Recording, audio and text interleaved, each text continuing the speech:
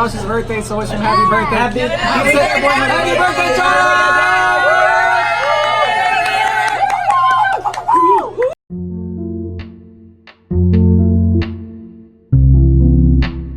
Hello, Joshua here, and recently I had a birthday. I reached 22 years old, and I wanted to do a video to go over 22 things that I learned by 22. I did a lot of celebrating for my birthday this year, went to a lot of places, got a lot of food, spent time with a lot of friends and family, and I decided I want to talk about the spiritual side of my birthday this year. For anyone who has kept up with my videos so far, I did a shift series last year about my birthday and how I had a shift right before my birthday. So this year my birthday was a little different. Right before my birthday, a couple weeks before it, I was going through some spiritual warfare, and I had a couple nights, days where it was just really fuzzy and really dark, and I was questioning a lot. And you know, I really wasn't questioning my faith or God. I was really questioning myself and doubting myself, but I didn't allow the enemy to accuse me of things that I knew weren't me. This year I got to experience my birthday, I believe, newer than last year, because I was hit with a lot of real life situations that happen when we accept Christ into our life. So I just wanted to share a couple things that I've learned over this past year, and just in general, things that's been highlighted by God for me. I've learned that I am imperfect and mistakes are gonna happen, and that's okay. It took me a lot of time to accept the fact that I'm not perfect. And so I believe that taking that step allowed me to really grow in the areas that I needed to. When the mistakes did come, you know, it was up to me to really get back up and not allow myself to stay in that hole, because if I continued to, I was just going to be in a dark place, which I didn't want to be in that. So it's almost like it took me time to get back in a routine. I learned that when I pray about anything, that I have to actually experience it in order to receive an answer. I would pray for faith, I would pray for patience, and it's like God was giving me situations where I would have to learn how to gain the faith and gain patience, and not just like, oh, here you go, here's your answer, here's faith. No, I had to actually learn how to gain these. Every day won't be quote unquote good days. I really had to let that sink in, because, you know, I guess people think that the moment that you choose to live for Christ, is like every day is just gonna be what they call it, sunshine and rainbows and sunshine. So I had to accept the fact that every day isn't going to be good days. It's all about how we make it. So when I do have bad days, I choose to highlight the good out of it. And that's God. You know, every day I would worship Him instead of thinking about all the bad stuff that's going on, or, you know, the not so good of my day, because this is the day that the Lord has made. I have to rejoice, because if I don't, I feel like I would be ungrateful that I just went through another day. There's a phrase that I tell myself: new day, new mercy, new opportunities. And every morning I would try to tell myself that, so that I won't be clouded from the past or the day before of whatever happened that day before. The enemy will always come back to attack. I spoke with my uncle a couple weeks ago, and he made the most brilliant, I guess, observation about Luke, and how in Luke, it doesn't mention it in the other Gospels, but it mentioned how when Jesus was tempted by the devil, he told him, I will be back. So if the devil tells Jesus himself that he will be back, what thinks that we are exempt from that treatment? And so I had to learn that the devil will always come back and try to attack me when I'm at my weakest moment or when I'm alone. And it's really up to us and our reaction after that, or even prior to it. This is why we have to put on our armor daily, because we don't fight flesh and blood. Our enemy is roaming. he's out there. People will always have something to say.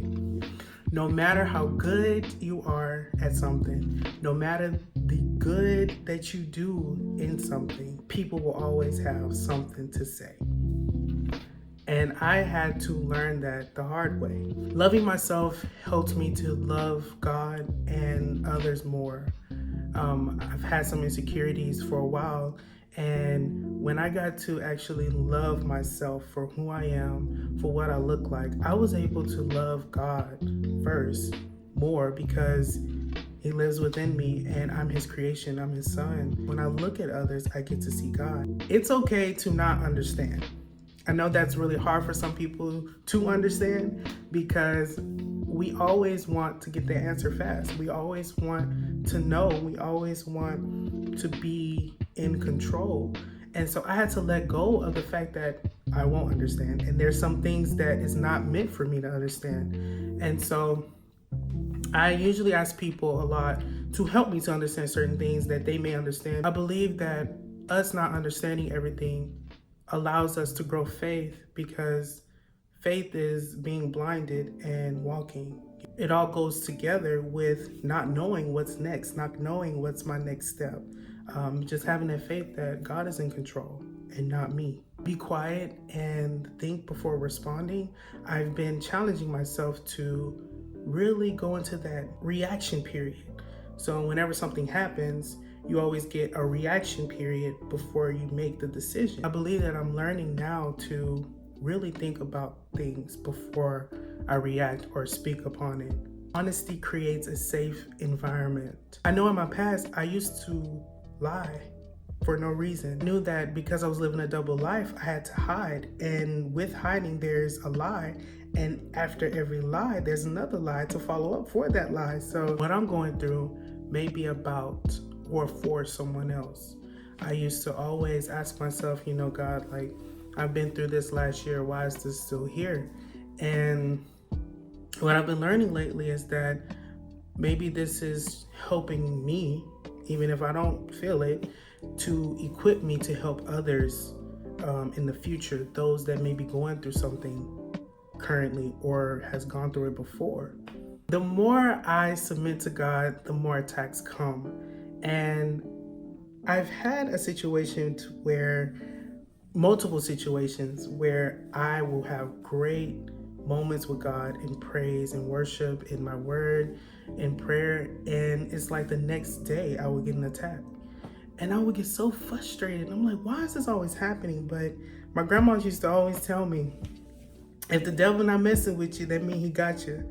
So I know it gets very frustrating, but it's like, the devil is upset at the fact that we have victory through Jesus, and so he's gonna attack. I read a devotional recently about how he is a loser. Like, how losers play games, they play it a certain way, and so he's just trying to pick on us. And so I've really had to accept the fact that I know that these attacks will come, and now it's up to me to really prepare for those attacks, as I mentioned before. Everything happens for a reason, and it's to build us for the better. Even when I was going through my dark, fuzzy moments right before my birthday, that was to make me better, because I eventually was led right back to Christ and was given wisdom and was given a message for basically to cover up all that happened. And constantly, when everything is happening in our lives, is to build us. How to genuinely do and not just say. I challenged myself to actually have faith in God versus just saying I have faith in God.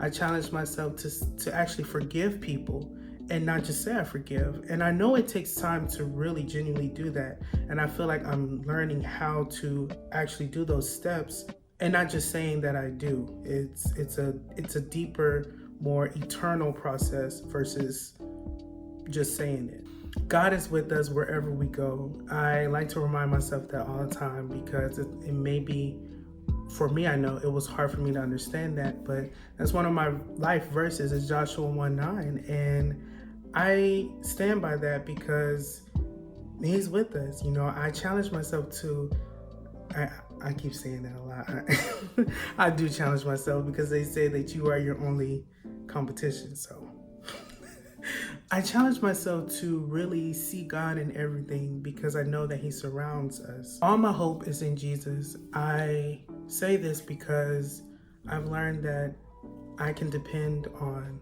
others more than I depend on God sometimes. And I had to learn how to actually depend on Him and find hope in Jesus because I wasn't able to find hope in myself. Because I have hope in Him that He's going to save us.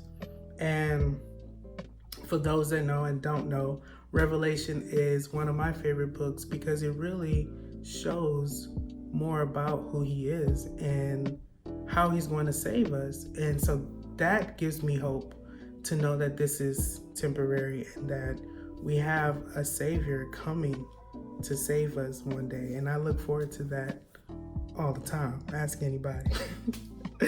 I strongly have hope in Him because I know that number one, that He's with us and that He's coming to save us. Patience is key for everything. Everything is a process, and with that process, you have to learn how to be patient. And I'm still learning that. And it kind of connects to when I was talking about actually experiencing my prayers, because I've been praying for patience for a while now, and I'm slowly but surely learning how to gain patience. Distractions are always there. Distractions are from phones, TV, laptops. Distractions are always there. In public spaces, like the enemy will use anything that he can to distract you from being in your word, from worshiping or anything. And I had to accept the fact that distractions are going to be there along with the attacks, and that I have to make sure that my eyes are focused on things above and not things of this world to allow me to be distracted from my purpose. Dreams have always been a big part of my creative process and just my creative thinking. I've learned that dreams are a gift from God and we need to learn from them. Jordan and I talk about dreams all the time because there's so many messages that we can get from dreams. God can speak through us through dreams for ourselves, other people, for this world. Like, there's so many things that we kind of look past that is deeper. I really honor my gifts of dreaming and allowing God to really pour out while I'm asleep. I mean, hey, I can't complain. When God has called you to do something, do it. He will equip you to do it. So if there's something that you feel like God has put on your heart, really seek Him about it and go for it. Like, there is nothing stopping you but yourself when it comes to a God-given dream or vision. Seek and you shall find. I had to seek God in everything, and it's almost like I was finding Him every time I went out on a search. Use all of what God has given you while we're here. We each have a purpose and a place here, and the gifts that He has given us, we need to use it all. My mom always tells me how we're supposed to die empty.